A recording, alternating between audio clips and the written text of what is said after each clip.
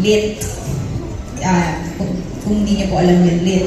It's a blood transfusion for my kasi nga po nakita na yung aking immune system is masyado mataas. My body doesn't recognize pregnancy, so that's the way it goes. So, nung nagtatry po kami, hindi po umaangat masyado yung aking blood levels, yung aking immune kasi yung hindi ko mag-gets dun sa mga doktor kasi pumunta na lang ako dun. So, by drinking this, syempre di ko sinabi yun sa doktor ko, pero nag-take po ako nito. So far, by God's grace, my last